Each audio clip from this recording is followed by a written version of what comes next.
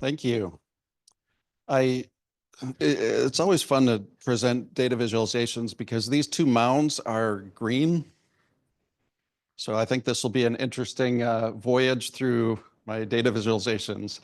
I actually want to start out with a quick story because I was trying to think of where to take this talk and where the things that I would want to highlight. And one of the things that I wanted to do first, I've been feeling a little bit nostalgic recently about EPSS and where we've been and how far we've come.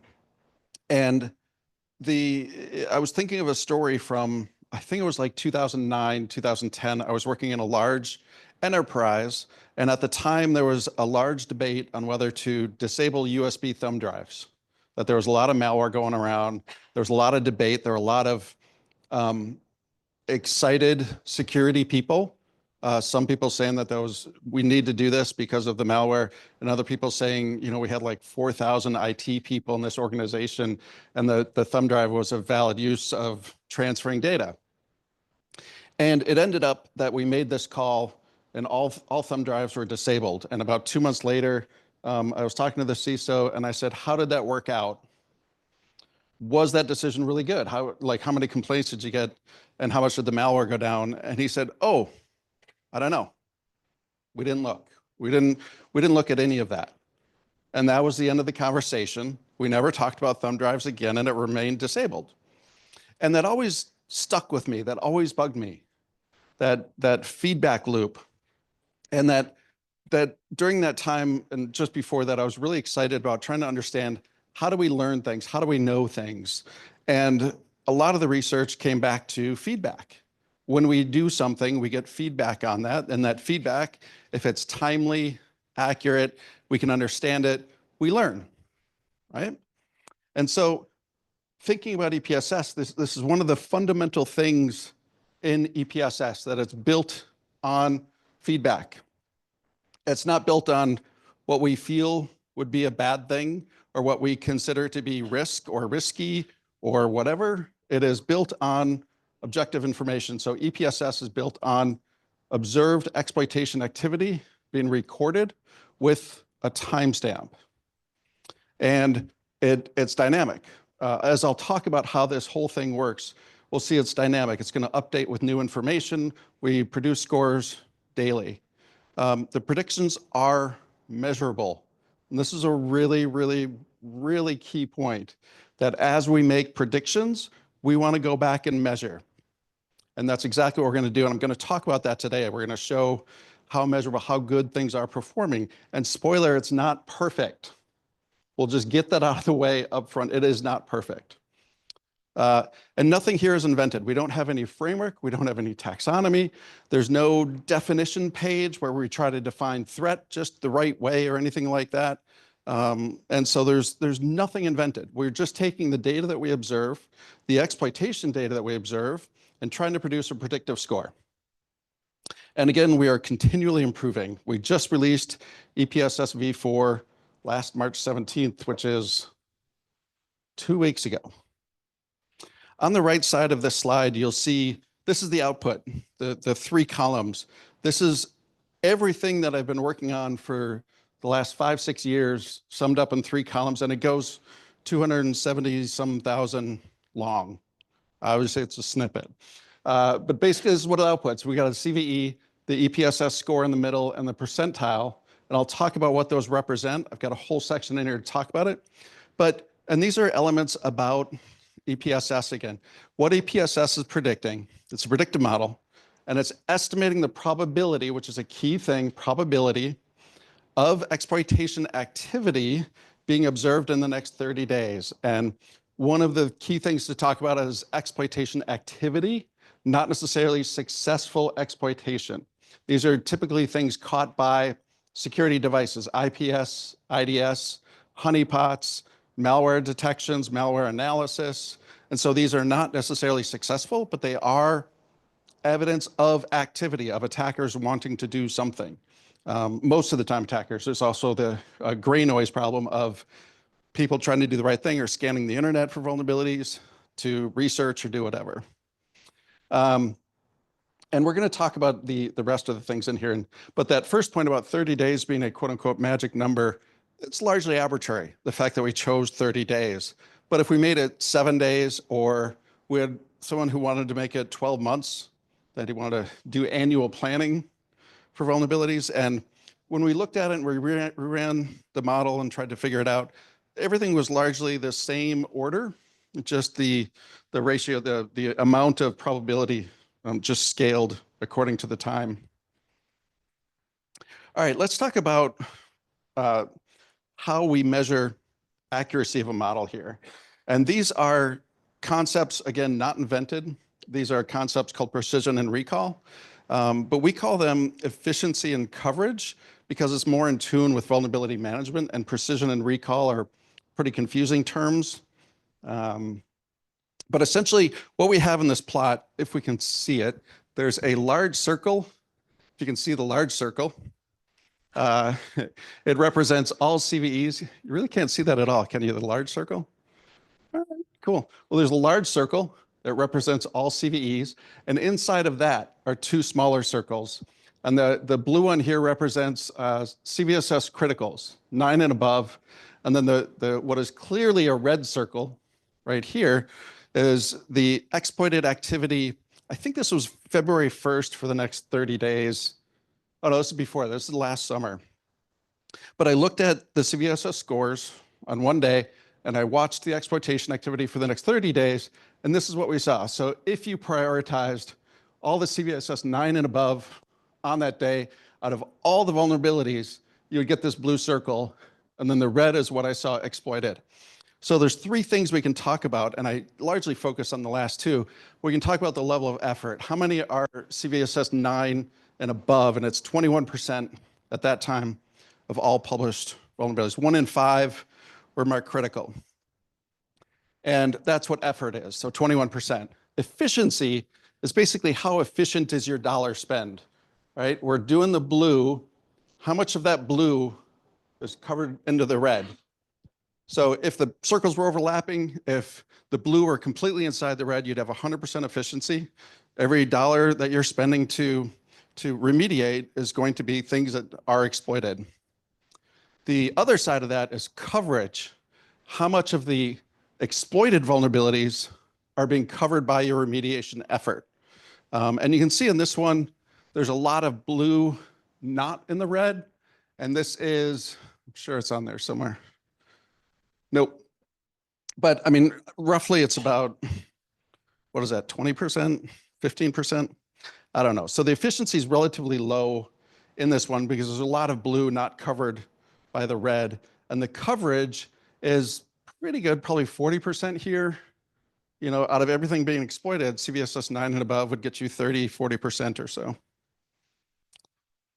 So this is where we start. Now, if we look at real data, these are attributes of vulnerabilities. And if we look at those attributes and say, I'm going to prioritize on that, none of which is a good strategy, but let's just say that. Let's say when we look at something tagged with remote, what if we just remediated everything remote? And at first you'd see it pretty big, so that's a level of effort. You also see the coverage here going this way, just over 60%.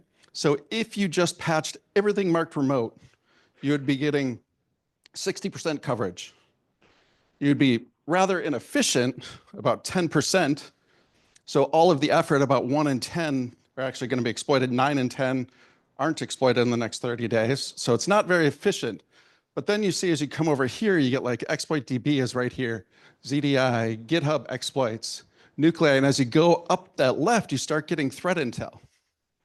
You see this is where SysAkev, if it's on the Kev, we get pretty good efficiency. A lot of the things that we see in Kev, we also see exploitation activity in the next 30 days. So if it was added to the Kev a month ago, and we're looking at it in this particular sample, about 65% were exploited in the next 30 days in this sample. Metasploit, even higher, more efficient, a little bit more to the right. So we're getting more efficient and a little bit more coverage than Kev in this data set. And this is really what we're starting with. What we want to do is move this to the upper right.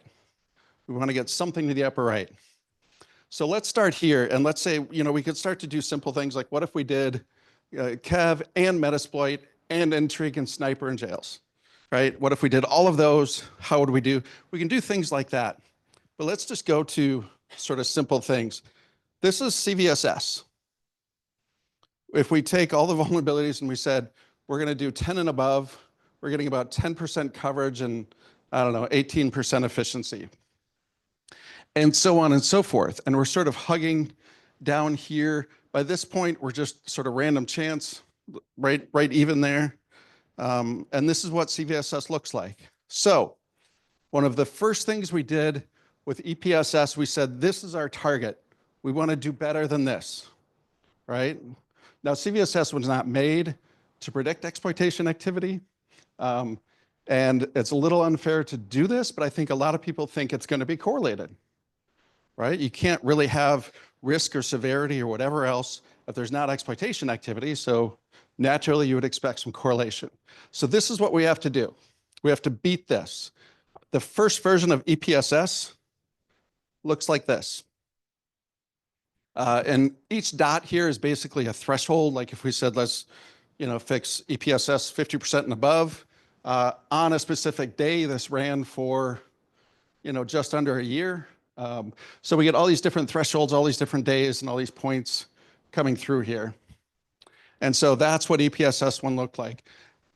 For this particular data, looking back in time, Metasploit and Kev would outperform EPSS in the higher end from efficiency and coverage in the higher end. And that's pretty interesting. Then in this one, we had 16 variables, by the way, the first model, 16 variables. It was meant to be done in a spreadsheet, and so everybody had to collect their own data. But then we figured out we could centralize it. We could run an API. We could get into the 2000s and run an API and not do it in a spreadsheet and not ask everybody to collect data. So we increased it in 2022, and this is version 2, where we went to a centralized model. We had, I think, over around 1,000 features, 1,000 different variables in there, looking at that. And now we're beating everything. We're clearly doing better than CVSS. We're beating any individual metric. We got a lot of lift in the center here, which is what we want to do. And even down on the lower end, we're outperforming it. Version 3 comes around in 2023, and we get this. Now we're getting somewhere, right? We're getting a whole bunch of lift. This ran for 2 years, which is pretty much my mistake, because we're seeing that, you see that spread in the dots? That's because when we first trained it, it was up to the right, and over the 2 years, it sort of dropped down, decaying over time, which I think is pretty interesting, right? We shouldn't wait 2 years to retune this. We need to keep it a little bit more current. But we did greatly improve the features doing this. Now, V4, it's a little hard to talk about performance of V4 because it was just released March 17th, and we haven't even had 30 days yet. But in the training of it, I got essentially an estimated performance of the model and how we think V4 is going to perform in reality. And this is where the line is, right here, which is super interesting. It's not outperforming where V3 started, but look at the two ends. If you look way up on top, it's almost hugging the top. And this is saying at the higher end, it's really, really accurate. It's really good at the higher end. And then look down here at this end, you can see it's up towards the upper end down here. On the lower end, it's doing better than V3. But in between, we're coming down a little bit. And I have some theories as to why, but this is where we are. This is the reality. This was many, many weeks of retraining and trying not to overfit and trying to do this and that. This is where we ended up. And if there are any questions, jump in. Usually there's a ton. Yes, sir.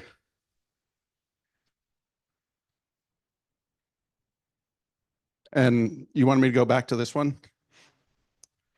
And then one more for this. And he just wanted me to jump slides for people remotely. There's a question up here. Did that? Hi, I have two separate questions. One is, how would you explain that only 60% of the caves have exploitation activity? That seems very low to me. Yeah. And the other question is, EPSS v3 degrading, isn't that sounds like overfitting? Like maybe it was very trained to that day and just not performing well on new data? That is one of my theories. Yes, that it was overfitting a little bit, especially in that middle part. And that was one of the things as I was doing V4, I was putting a lot of effort into the overfitting, trying to make sure I wasn't doing that, which is why I'm sort of okay with it not surpassing. The other thing that I'll talk about is in V4, we added a lot more data, and V3 and before was basically network activity. It was IDS, IPS, honeypots. And then in V4, I started to get malware data. So I got ransomware, malware, observations of that, and analysis of that would leverage CVEs in their exploitation activity in the malware. And so by changing that underlying ground truth, I think that also might shift the performance of the model between the two. So, and I'll talk about your other question as we get further into it. I've got some slides on that. Okay. This is one way to look at the differences. Again, V4 is an estimation, but we start to see the differences. If we could actually see the lovely green colors, this is V3. You can see like a lot of the things with exploitation activity are down here, but it really spans far down over here, all the way to the end. When we look at, and if you look at the no evidence observed, it goes all the way up to 1. So there are some things scored really high in V3 where we don't see exploitation activity for it. And there are things scored really low that we do see exploitation for. When we get into V4, like I said, we're starting to see some separation. So in here, you can't see it, but there are some things that go to 100%. And down here, we do drop off a little bit. So there are things scored down here with very, very little exploitation activity. All right, so let's talk about what is actually new in V4. So just a technical thing on the back end, we completely redid the data collection. So we moved it from Cyentia to my new company called Empirical Security, and we rebuilt all of the data collection for it, way more robust, and we got funding and staffing, and we're able to actually buy some commercial data now to throw in here. Before, all the commercial data was reliant on data partners donating data for this effort. And there were clearly some partners that did not want to donate their data, so now we're buying some data to throw in there. And I'm going to talk about new data sources on the next slide. Like I said, we added malware, and there are a few dead sources in there. And now we're about 2,500 features.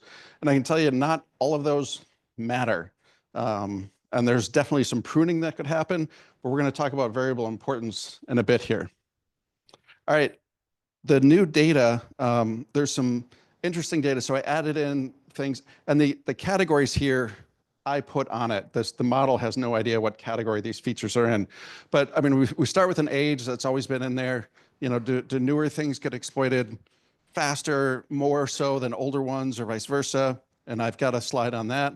Some new sites that I added Shodan. So if Shodan identifies vulnerabilities, you can go search for a CVE.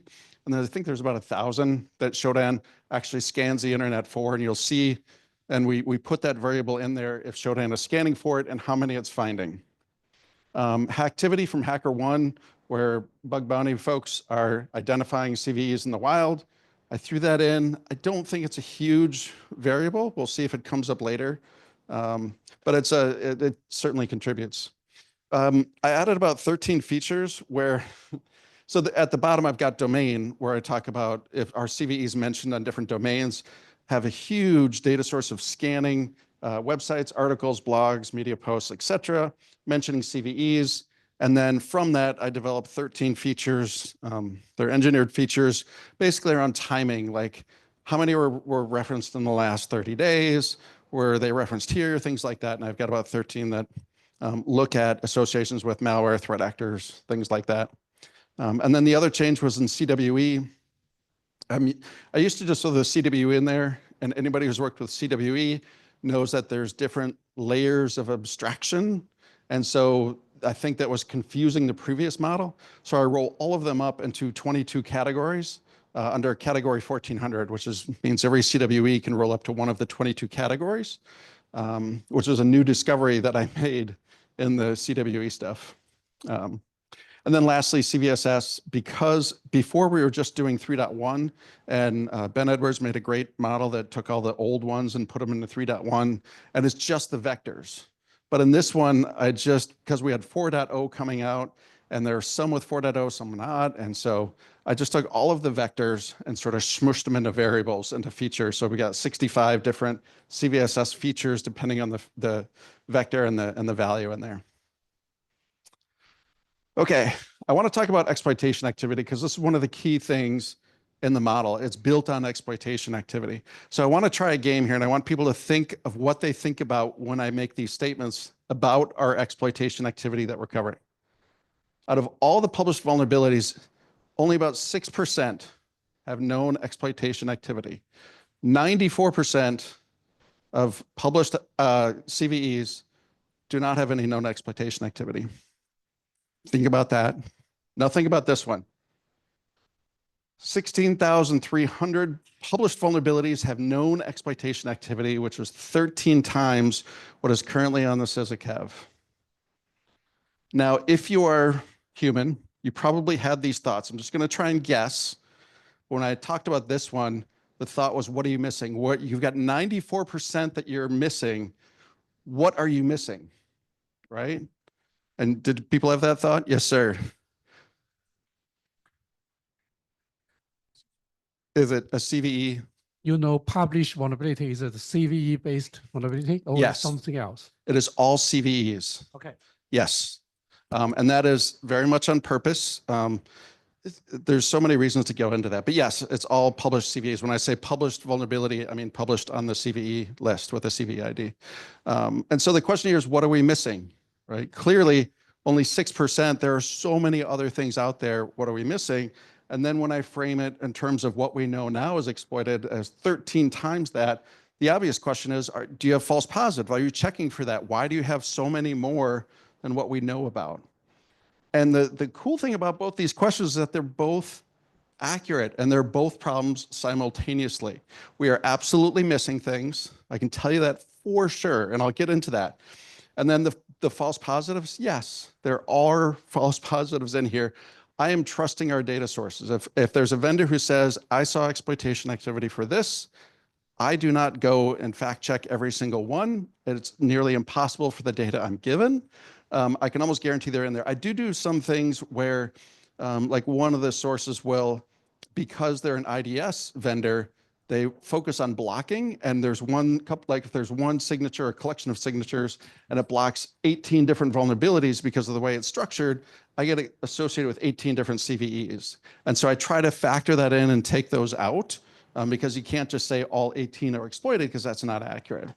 And so there's a challenge with that, some of those false positives, but we're trying to address that and trying to filter those out and not misassociate with them.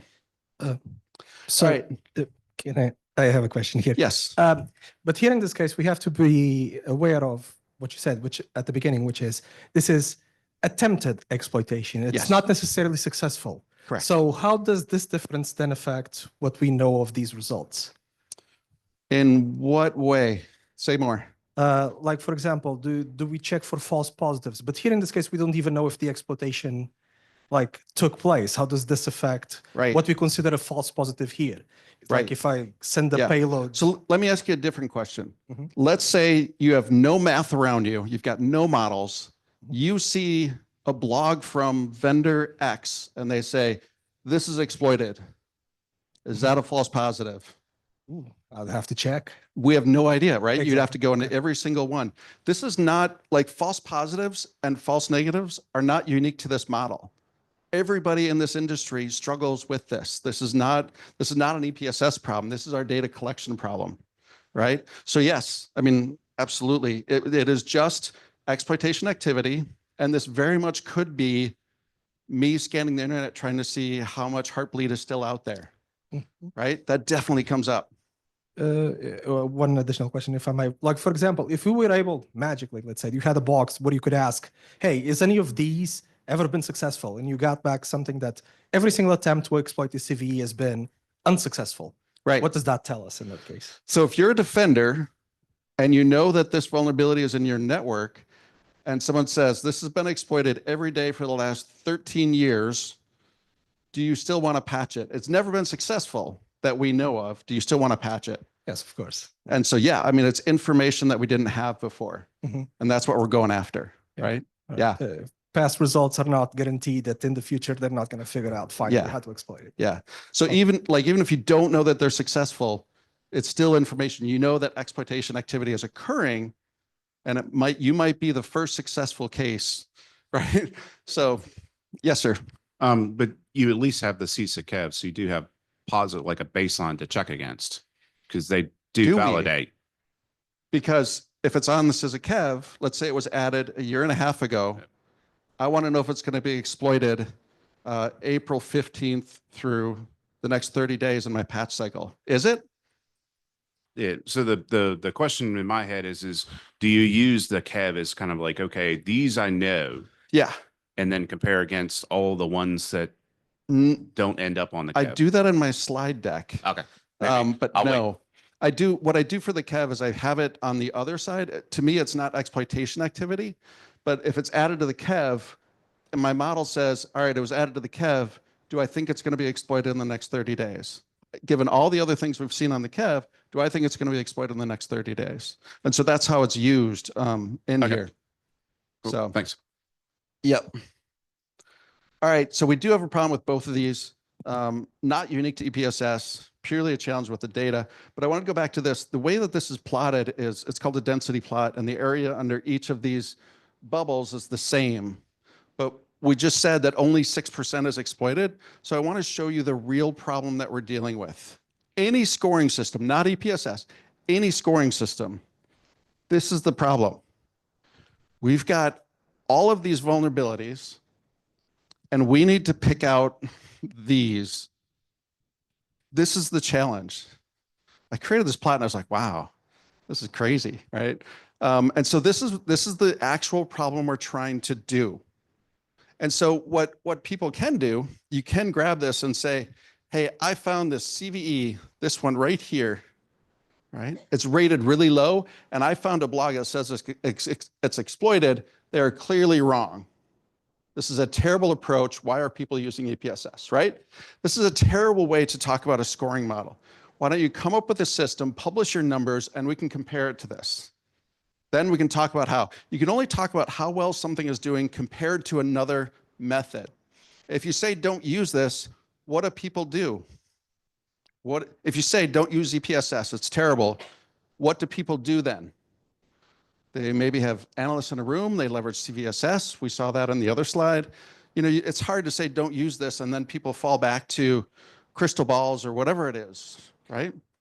So that's a challenge. All right, let's talk about CSA-KEV, because this was illuminating to me. And I talked about CSA-KEV here last year, and Sandy Radesky, absolutely amazing person. Hi, Sandy, if you're watching. She came up to me afterwards and had some very stern words for me about how I treated the CSA-KEV, which I was very appreciative of. And it made me really think, like, what if this is everything I have exploitation activity for. This is CSA-KEV, and I'm missing 408 in my data. And clearly CSA-KEV with their collection is not seeing everything I'm seeing and or is not meeting their criteria, whatever it is. What if both of these are accurate? Remember? And I think this is absolutely true. I think both of these are accurate. In my data, I'm missing this 408. I can tell you there's a lot more than 408 that we're missing. I am 100% sure of that. And so I think both of these are accurate. But again, we can't just say, this is wrong, don't use it. We want to compare. So what I did is I created that same coverage and efficiency plot. And I said, what if CSA-KEV is our ground truth? How do things actually perform? And so I first plotted CVSS. It might be hard to see. It's this line right here. I think, so like CSA-KEV is about 0.5% of vulnerabilities. I think this might be, like on the high end, this might be worse than random chance. Like you shouldn't take CVSS 10. If you're just going to do 10, you might be better off rolling the dice. You might get better efficiency. But as you get here, there might be a little benefit, but I mean, largely this is what we have to beat, right? And you can see when I looked at EPSS, up at the top, it drops down quick. And so there's a lot of things that EPSS is rating high that are not on this as a KEV. And because we come down like this and flatten out, there's things on this as a KEV that are rated low, which I think is interesting. Like, why is this? What can we do in V5 to try and remedy this? How do we factor that stuff in? And this is part of the challenge, I think, and part of the joy that we get to do this, with this kind of challenge. All right, I want to talk real quickly about how the model is created. I've tried various ways to try and represent how this model works, and this, I think, might be one of the better ways. So basically, first, this is a look at the data. So we've got one column over here about exploitation activity, and each row is one CVE on one day, and the state of information. All these things are the variables that I'm looking at, and it goes over for 2,500 rows, and it becomes very sparse. Most of these things are not set for most vulnerabilities. And so then it goes down for every CVE for every day in the training data set, and there are 82 billion CVE plus days in the training data set. It goes down 82 billion rows. And you can see over here in this little sample I grabbed, there were 2 days with exploitation activity. And they're slightly grayed because I do some grouping and weighting and things like that. And so like that top one, because it's a little more gray, out of probably a 20-day window, maybe 11 days out of the 20 actually had exploitation activity. And so this is what the training looks like. We get all of these columns and rows, and we get the activity of exploitation, and we're trying to gather as much information on the right to help inform us about that exploitation activity. Any questions on this? Be really surprised. All right, cool. All right, I want to talk about probability, because this may, I don't want to say it was a bad decision to release probability. I do think that there's a lot of benefits to it, but there's some challenges to it as well. So this is, again, the output, and I tried to highlight this in a yellow, and probability is yellow, but probability is a ratio number.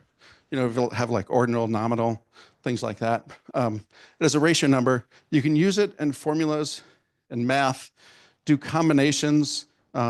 Stephen talked about EPSS grouping and how he looks at an asset and combine the probability for all the vulnerabilities on an asset. And you can do that because it's probability. And I'll talk about how it's calibrated, I think, in a later slide. But probability is really unintuitive. There's a great quote from a professor of risk studies at, I think, at Cambridge, where he said, you know, I was really surprised. I really wanted to understand why probability was so unintuitive and difficult for people. And he said, after years of studying, I figured out it's because probability is unintuitive and difficult. And so people get really wrapped around probability and trying to understand and put it into practice.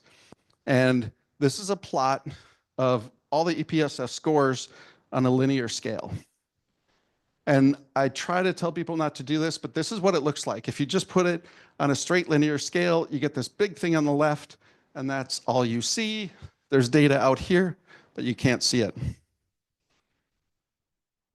And if we split out the ones with no activity from the exploitation activity, now you can see the exploitation activity has some shape to it, but it still seems like, man, this low stuff is really right in line with this low stuff. Like, that doesn't look good. And again, this is on a linear scale, but if we just change it to a log view, because this probability is growing exponentially, this is the actual separation we get on a log scale. Now you can see the information in that data is actually pretty well separated. You can see that the mound over here is pushed to the right, and the mound over here is pushed to the left. So when you look at this data accurately, when you represent it accurately, you can see the separation. If you want to point out how bad EPSS is, then do something like this. Like, you could talk about it like this. So if you want to, what's that book, How to Lie with Statistics? A lot of it was on visualization. All right. So let's talk about calibration. because we're talking about a probability, when we say a 1% chance, we mean that 1% of those are probably going to be exploited. And so this is a calibration plot. When you look at all of the things in a range across that score, and you say like at 10%, we expect about 10% of everything rated around there to be exploited. And so I picked out this one little sliver right here, and there were 2,100 CVEs in that sliver, and out of that 2,100, 28 of them had exploitation activity, just a little bit over 1% chance.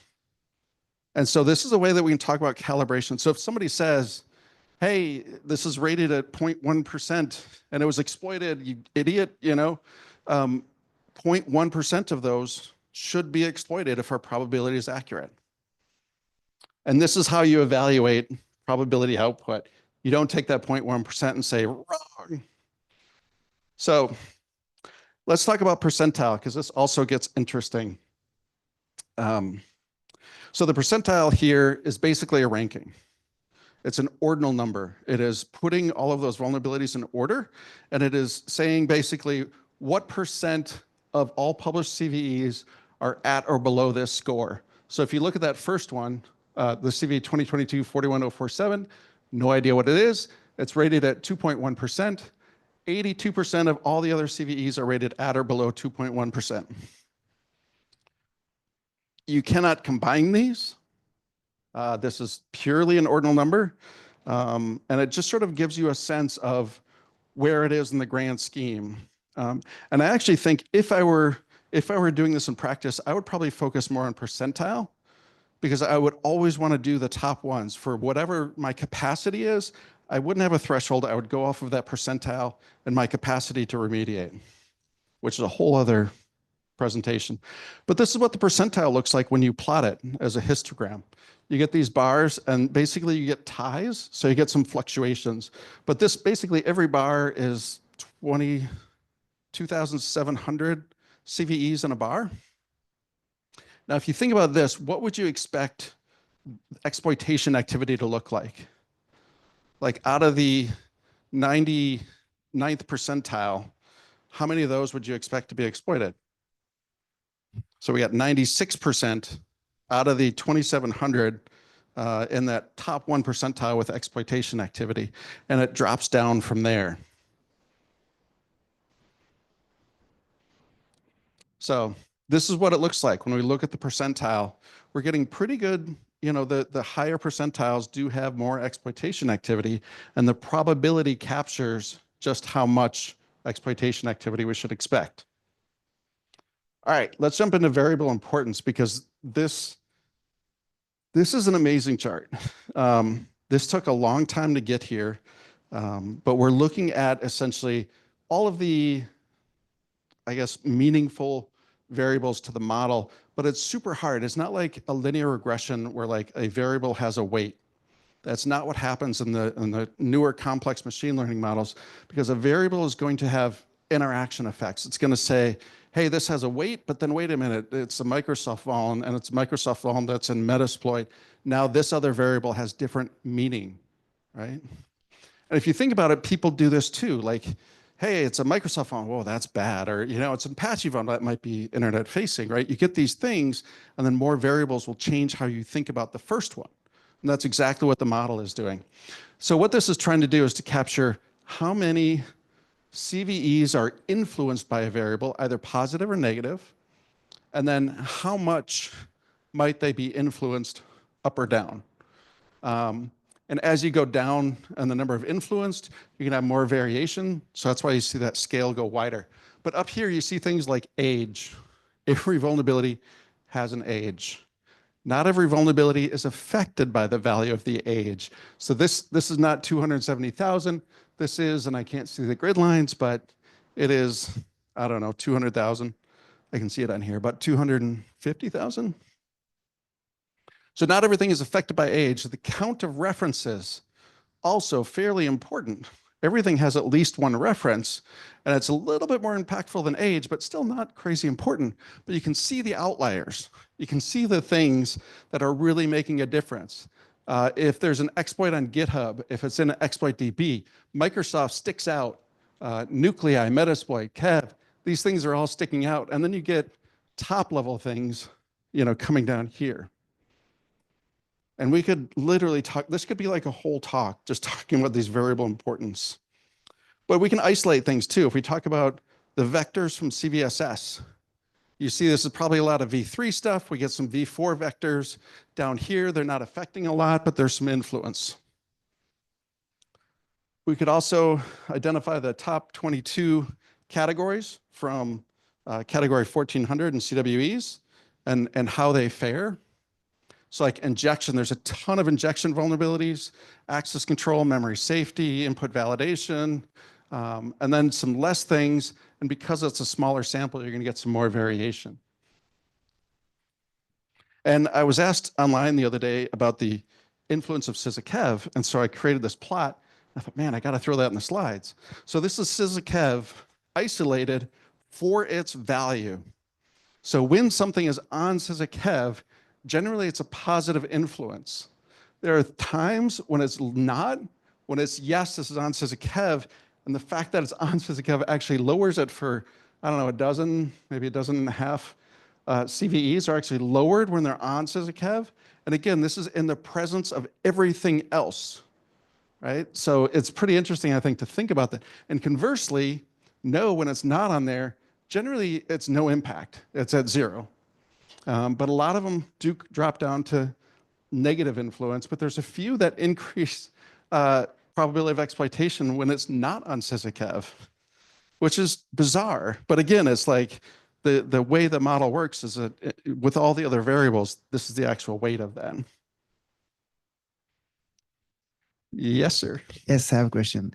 Have you ever considered publishing next to each score the variables so people will have an easier time understanding why a certain CV got a certain EPSS score?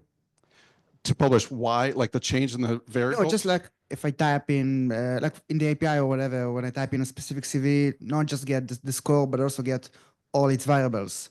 Like, right. So there's a couple of challenges in doing that. One is time, that this is volunteer driven up to this point. And so to develop something like that is going to take more time.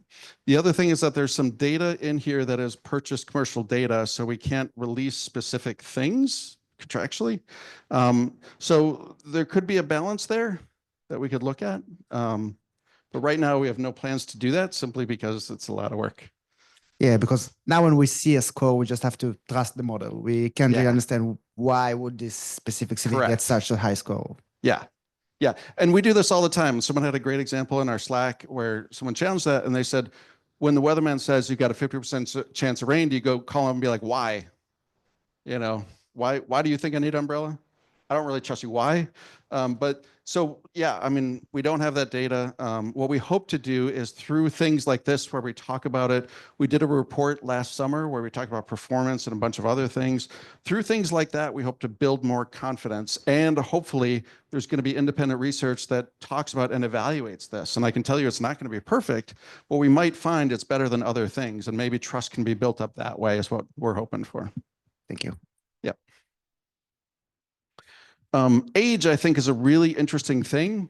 I did have to expand this out a little bit to talk about it, but you see some density. When it's young, generally it reduces the probability of exploitation. That does not mean that 0-day doesn't exist. That doesn't mean that things are not exploited quickly, because there are things where it's young and it's considerably higher in some of them.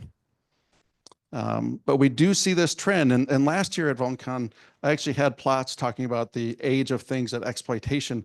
And most of the exploitation actually is older stuff. The newer stuff, I think it was like 6% of all exploitation activity targeted things in the first year after publication. 6%.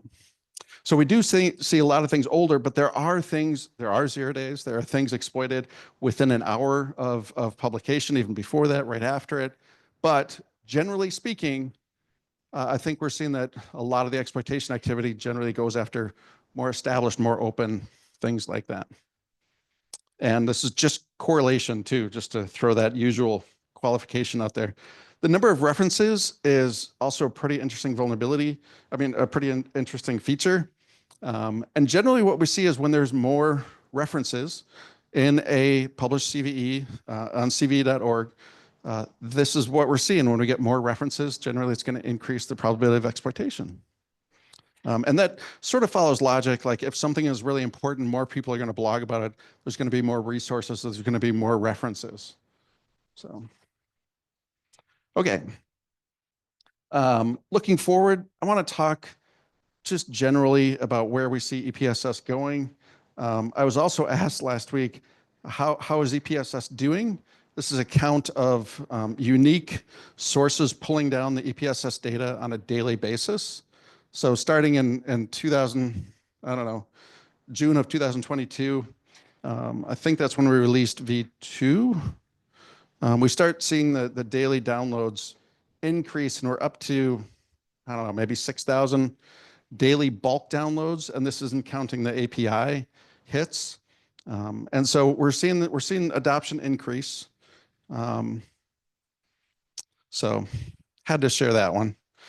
So the roadmap, we're going to be doing more frequent retraining. 2 years is definitely too long to wait. We definitely saw some decay there. We are continually searching for exploitation activity. So if anybody either has at their company, or they're buying it from somewhere, or they have some secret sauce that they know about, we would love to talk to you and identify how we can incorporate that data into EPSS. Because of that problem where we've got false negatives, we've got false positives, we aren't seeing everything, and we're probably seeing too much at the same time. We want to enhance the malware detections that we have. We're going to be actually doing some interesting combinations of data sources to get more information out of what we already have. We're going to enhance our web scraping and vulnerability tagging.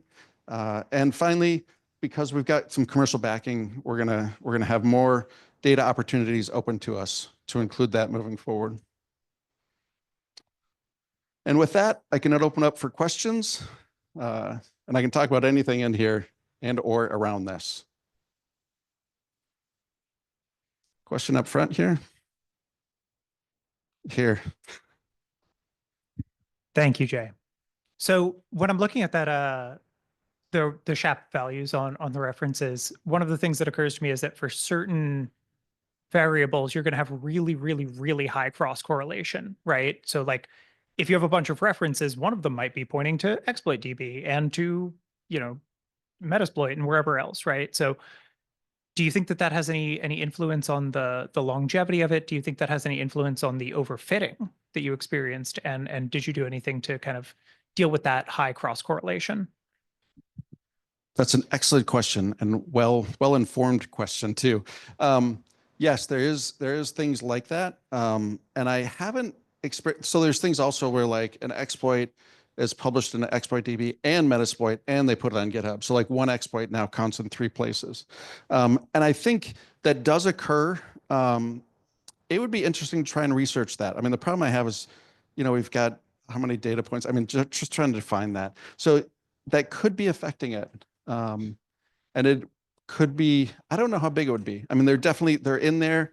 Yeah, I don't have a great answer. So yeah.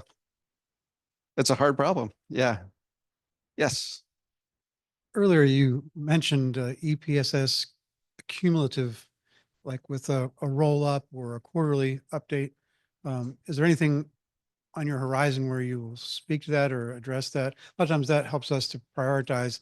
Our business will say, we want to wait 30 days to get past this product rollout or announcement.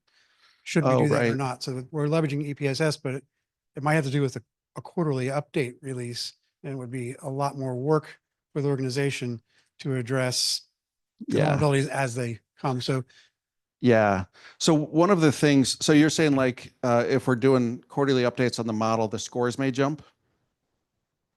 Well, yes. Now you're concerned about that? Yeah. Then should we be using the cumulative as a decision point? In other words, there's these 6 and each has an EPSS, and from a math science perspective, is it a valid way of evaluating this roll up? Is it a cumulative use of the EPSS of all the individual vulns?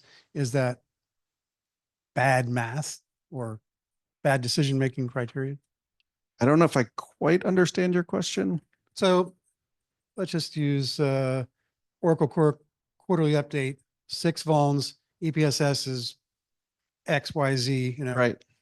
Can we add those numbers up and say, Oh, if we don't do this quarterly Right. update, then we have this. right. Okay. cumulative- So combining the Yeah. scores, things like that. Yeah. Yeah. So because it's a probability, you can, like, if you go to Google and you type in, how do I combine probabilities, and so the challenge is how you frame it. So like what Stephen Schaefer talked about in his talk yesterday morning was he would phrase it. So like, I have this asset that has 10 vulnerabilities on it. I want to know the probability that one or more are going to be exploited in the next 30 days. And so it would take the maximum and it would actually be increased above that, whatever that is, because you're combining all 10 vulnerabilities on there. So yeah, you could take a report and say, here's 6 of them that were released. The EPSS is this. And we can say, what is the probability 1 or more are going to be exploited, or 2 or more, or what if all of them are going to be exploited? We can do all of that math, and it's just combinatorics on probability. Yep. We've got a couple of questions on Discord. One from Adam. What best practice do you recommend for an organization looking to integrate their scan data with EPSS data? So the good news is that there's a lot of vendors that are incorporating EPSS into their products. And I think most of the scanners are. But if they aren't, I mean, like I showed that data, and there's a link that you can just download a CSV that has all of it. So you can just hit this link, and there's one link that says like the EPSS current scores, and you grab that, and it gives you the current score. So you can like hard code that URL, and it will always return today's dump of data. And you can just grab that CSV, and hopefully it's relatively straightforward to integrate that with an output from your vulnerability scanner or to import it into ServiceNow or Splunk or whatever you have. Got another question. We think we saw some scores bouncing up and down in the last 2 to 3 weeks. It looks like V4 is not yet stable or is still being updated. Is that something that you recognize? I recognize that there's scores, I guess we could say, jumping around. One of the interesting bits is that there's so many more variables.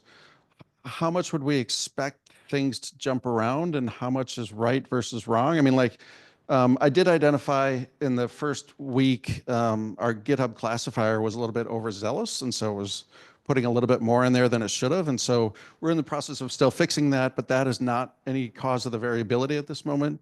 But there is more. And so my thought was, after this conference, I would go back and try to figure out why we're seeing this variability, and try to talk about it and think about it and discuss it. Part of the joy of this is that none of this model is a conscious effort.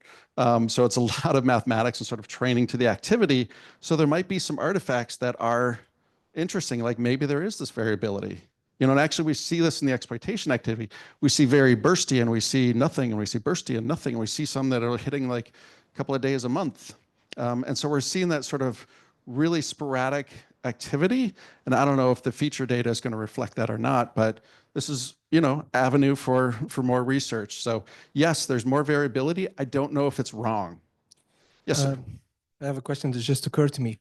Have you ever observed the phenomenon where basically the results that you publish then lead to more people trying out the exploitation? So basically attackers using the EPSS as, oh, this seems interesting, I'm going to try this out. Yeah, no one has communicated that to me. I guess it wouldn't surprise me. What I would expect more likely is that they would look for a lower score that people may be slower to patch and think, all right, I'm going to go try that one. And that might be a good thing. I think anything we can do to make them think and change different, as opposed to taking something that might be really easy to exploit. Yeah. The one thing that I did find interesting is that there is a really, really strong correlation between exploit code being published and available and activity. That it might be something where we might be shooting ourselves in the feet a little bit to put code out there to break into our companies. But I know there's a lot of benefits to it too. So it's hard to say, this is the USB drive problem again. Do we just disable it all, or, but yeah, so it's. Got a question back here. Yeah. With the commercial backing you mentioned, is there going to be any changes to the accessibility of the EPSS data? No. great question. No. And I want to make that really clear because we're going to keep EPSS exactly as it is, even better because we got commercial data. So the scores are going to continue to be published daily. Hopefully with this, we're going to have much better monitoring. Really excited for that. But yeah, it's hopefully it's going to be better because we've got commercial data, and we're just going to, luckily EPSS does not have a lot of bells and whistles. Like I said, it's a CVE score and percentile.